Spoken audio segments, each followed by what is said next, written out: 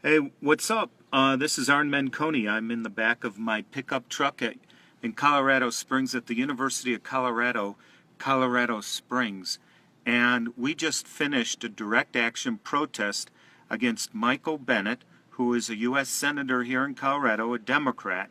And we wanted him to know to stop. We demanded him to stop funding endless wars, breeding terrorism, and bombing 7 countries.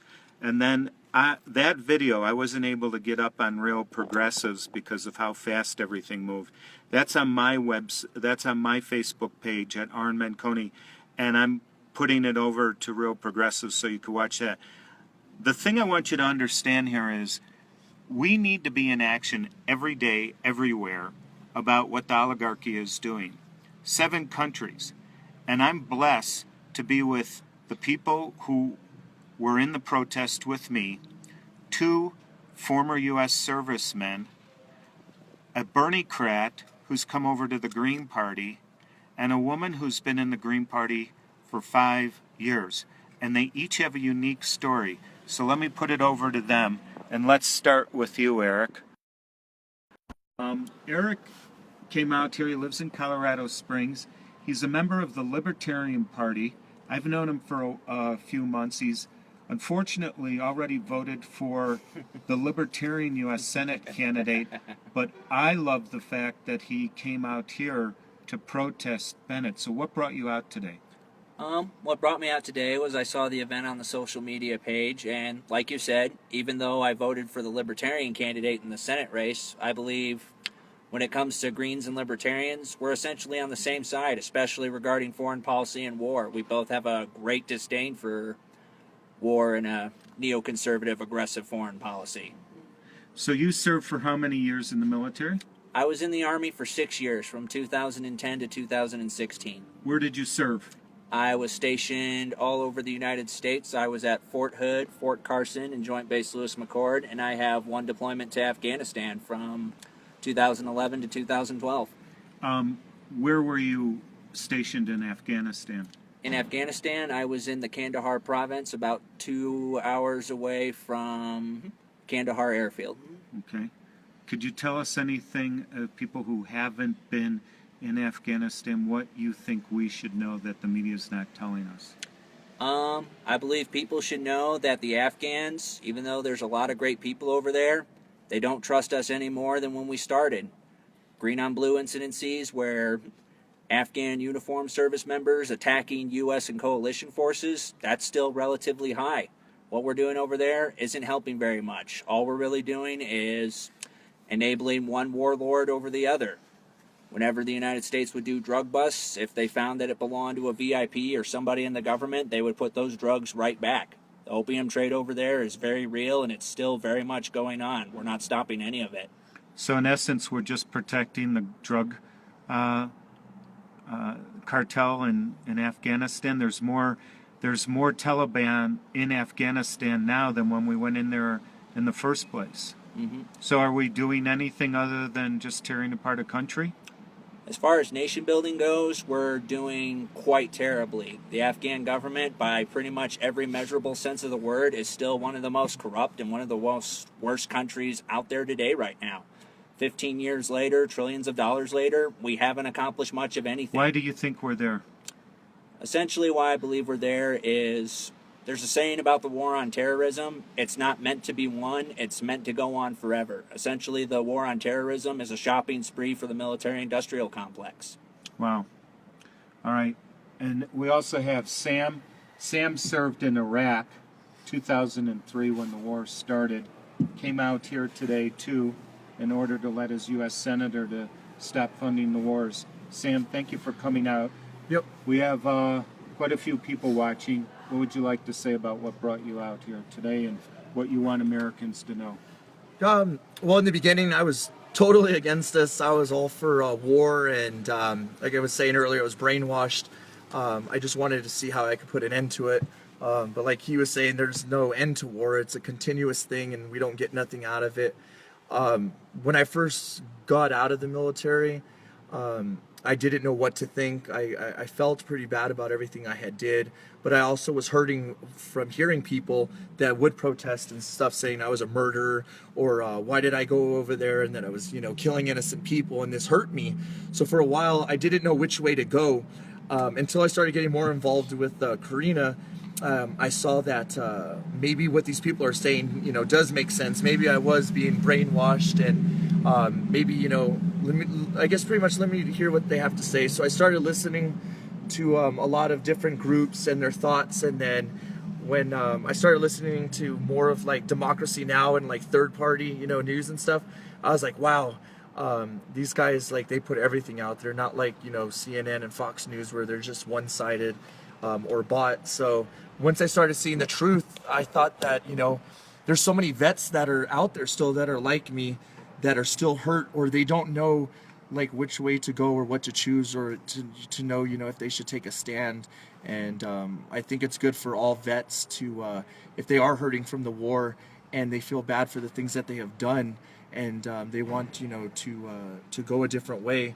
My whole thing that has helped me heal, with lots of love and friends, of course, is these groups, the Green Party. They've helped me see the real values in life of, what's worth fighting for, and what's worth standing up for. So I encourage all of you out there, to definitely look into third party, into Green Party, and to see what they have to say, and don't be scared, or don't be too hurt, because sometimes the truth does hurt, and it took a lot of that for me to open my eyes and finally accept it and stand with these great people here and fight against stuff like we did today. And I think it is wrong that Bennet is okay with funding all this money into killing people, children, adults, just human beings, period. And we got to put a stop to it. And if we can all, one by one stand up, and even somebody like me, who I would have never thought, years ago, that I'd even be doing this right now, then I know that you guys out there can do it too. So Thank you. Kareena, you were the one who spearheaded this, and I have to thank you for grabbing the bull by the horn and saying, I saw you in Washington do the lay down, the die-in in Washington, and that we should do something right here in our backyard. So first, thank you. Could you tell us what inspired you to do this? People aren't doing this in the Green Party. Organizers aren't thinking about this kind of stuff. Why? You have children, right? Yeah, I have an 8-year-old son. An 8-year-old son. Mm-hmm. So tell your story, please. I'm sure they'd love to hear it. Yeah, so I've been with the Green Party for 5 years. So I've always been strongly against the military-industrial complex. I'm not a pacifist. I believe in self-defense, but obviously our foreign policy is not based on self-defense. And so I've noticed that there is no anti-war movement. There is no peace movement right now. Everyone is silent. Violence has become normalized. We're just so used to seeing, these numbers, today, 20 people got killed in a drone strike in Yemen, blah, blah, blah. We hear this every day, and I think most people have become desensitized to it, and that's not okay. We need to stop and look in the mirror and think, our tax dollars are going into funding all of these endless wars. It's been going on, 15, 16 years. We have to put an end to it. We have to be out in the streets. We cannot be silent any longer. We need to bring back the peace movement. We need to, resuscitate it. We cannot be afraid to speak out. There are real human beings who are suffering, 7 different countries, and, maybe even more. So I'm really just outraged at what's happening right now. And I saw Arn doing the die-in Washington, D.C., and I noticed there were only, 3 of them getting arrested, and I thought, why aren't more of us doing this? Why aren't we outraged? Why aren't we speaking out? And, we all have the ability to do this. I'm, just a regular person. I have a job. I have a family to take care of. But I know I have to say something. And so I thought, the Green Party, we believe in nonviolence. We need to put something together here locally. And we just pulled it off, just a few of us, a handful of us. Imagine what we could do if there were more of us here. If we did this in every city, every state. Imagine what we could do. Thanks, Kareena. And then Jacob, you're our final interview here. Jacob was a Bernie-crat.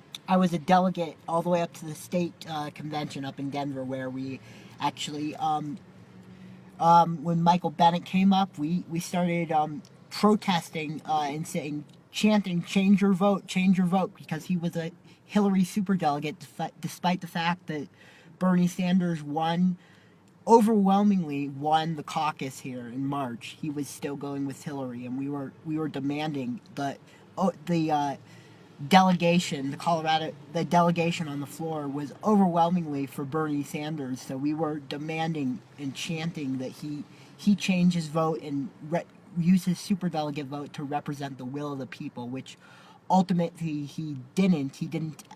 Ultimately he didn't even end up showing up to cast his vote at the Democratic National Convention, supposedly because he wanted to represent the will of the people. But the fact that he didn't even show up, if he really wanted to do that, he would have shown up and cast a vote for Bernie Sanders. But ultimately, what he really wanted to do was, he didn't want to be there. He didn't want to make himself look bad, and that's why he didn't show up. Why did you come out today? Because I have not, I've always been I've always been a pacifist and viewed myself as anti-war, but really during this campaign, you have really educated me a lot about what's going on. A lot of things. I've just been really educated, and it's become a lot more important to me to stand up against this. And I'm like, I'm not okay.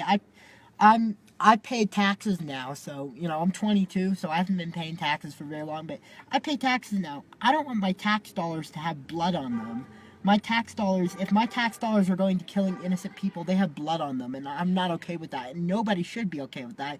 And the media isn't telling us about that, and that's not okay either. The job of the media is to inform people about what's going on, is to be, and they're not doing their job, so we have to be out there educating people about what's really going on. Nice. All right, well, again, I'm Arn Menconi, and I thought we'd do an interview in the back of my pickup truck so it could look like we're real rugged individualists here in Colorado, right? The reason I'm here is because I feel that this is a calling to anyone who believes that you don't let people lie dead on the side of the road. It's a Samaritan law. Treat others as you would yourself. And I hope that you share this information. We're trying to get out in the last 7 days of my U.S. Senate campaign the fact that our country is in 7 wars.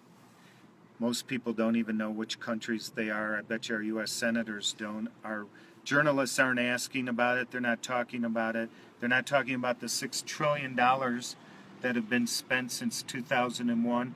The fact that there's no authorization for military force. These are illegal wars. That Barack Obama has perfected droning, and he's arrested more whistleblowers than any president in the history of the United States.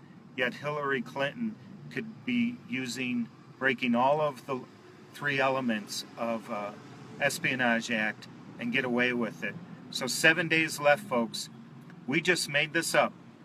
We looked in, where is Michael Bennet? You could look up and say, where's your U.S. Senator? Where is your U.S. Congressperson? They're moving all around right now because they're not in Congress working. They're out shucking and jiving for the big bucks, asking you for money, trying to scare you. Well, it's time to scare them. Go find them, put a couple signs together, you turn on your live feed, and you tell them no more wars, no more wars, no more wars, no more wars, no more wars.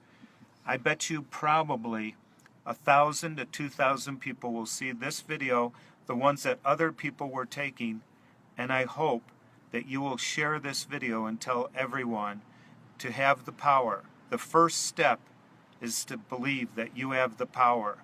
You're not powerless. Peace. Take care, everyone. Thank you, guys. Peace.